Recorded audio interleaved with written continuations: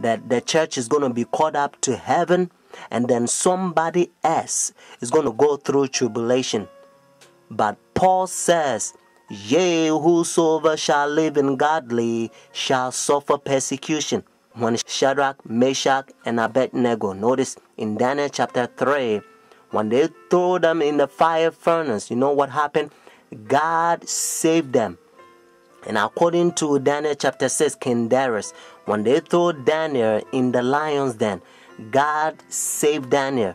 God help us to understand that He has the power to stop pain and He's in control. And according to Daniel chapter 12 verse 1, Bible says God's people shall be delivered. Notice, in the time of trouble such as never was.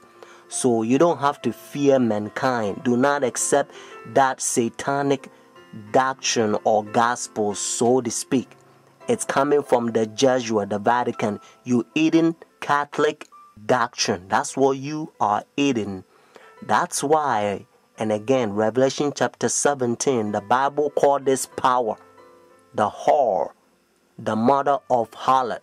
Means if this power is a mother, notice, that means that this power has a daughters. It's a Sunday churches that they accept their sun worship day. That's why it's Sunday. And watch even the spellings, you find out that's what it is. So friends, Jesus Christ is coming. Whether you go to church or not, friends, take a stand now. Saturday is the biblical day, the Sabbath, because God knows that in the end, the devil's going to make a lot of people forget the day. It's the holy day that they prove that He's the one who created heaven and the earth.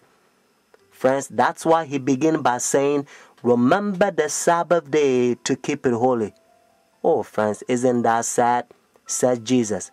Why you call me Lord, Lord, and do not the thing which I said? Says Jesus. These people confess me with their mouth, but their heart is far from me. Luke chapter 23, verses 50 to 56, and also Luke chapter 24, verses 1 to 3. In order for you to understand, you have to know that the Bible says all things was made by Him. So Jesus Christ created this world 6 days, and the 7th day He rested, according to Genesis chapter 2, verses 1 to 3. And then when Adam and Eve, they sinned, redemption, He came and He died for us. Friday on the cross, Jesus Christ, He says it is finished. And then He rested on the Sabbath day. Notice when the sun was going down, Friday evening, they buried Jesus Christ. So the early day in the morning, notice, according to Luke chapter 24, verses 1 to 3, Jesus Christ rose on Sunday. So Jesus Christ kept the Sabbath after the creation, and He kept the Sabbath after redemption. It's a beautiful thing if you understand. That's what biblical Sabbath is all about.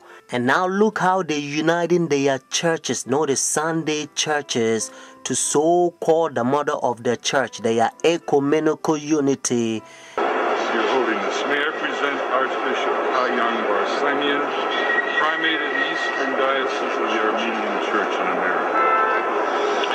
According to ecumenical protocol, the Eastern Orthodox would be first in order, as they are, of course, first in priority in the Catholic Church's ecumenical responsibility. May I present Archbishop Yichen Akachi, the legate and ecumenical officer of the Eastern Diocese of the Armenian Church in America and president of the National Council of Churches in the United States.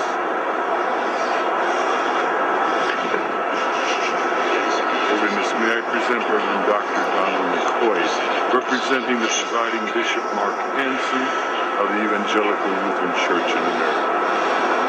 Holiness, may I present Bishop Jeremiah J. Park, Bishop of the New York Annual Conference of the United Methodist Church.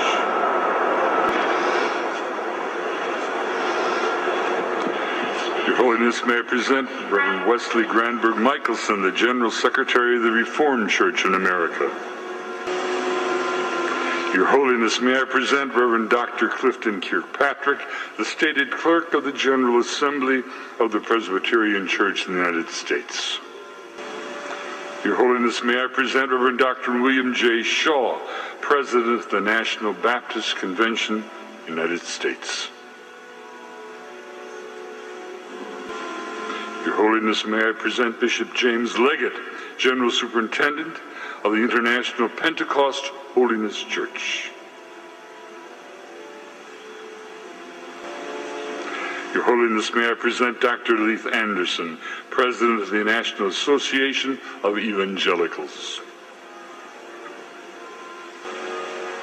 Your Holiness, may I present Bishop David H. Benke, President of the Atlantic District of the Lutheran Church, Missouri Synod.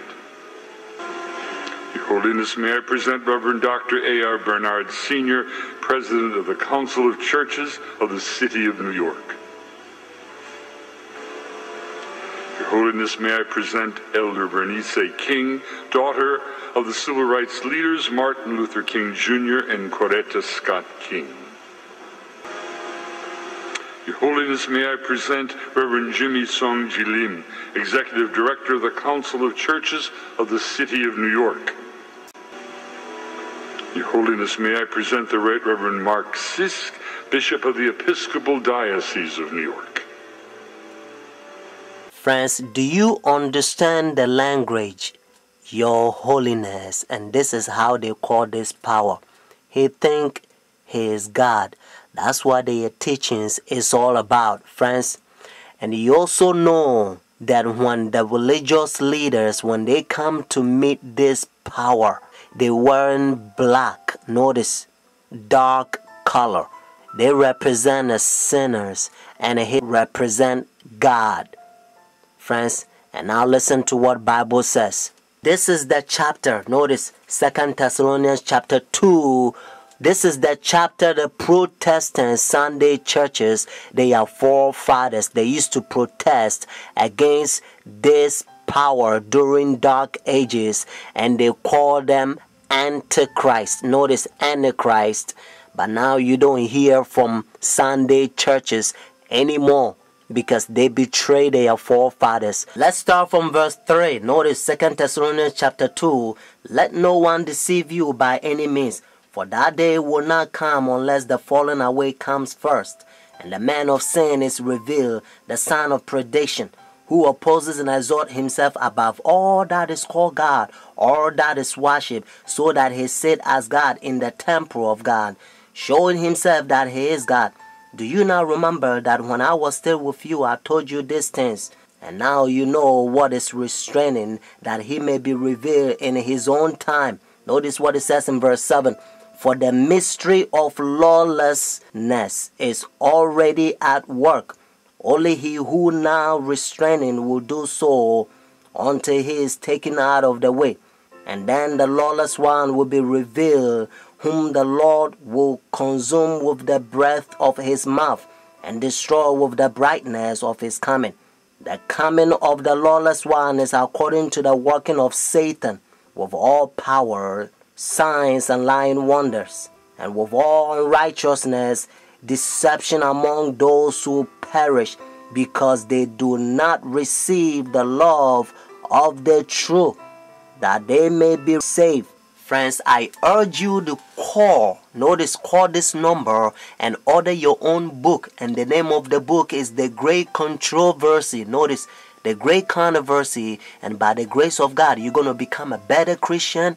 You're not going to fall to this Christianity that has become like a coffee and milk shake together, because the man of sin infiltrating the churches and they destroying doctrines. The phone number here is 856-503-5893. One more time, 856-503-5893. Friends, Also, if God is touching your heart to support God's faithful ministry so that we can speed up this gospel to a lot of people so that they can hear what you are hearing, because heaven is ceaseless ages. Christ is coming. We only one step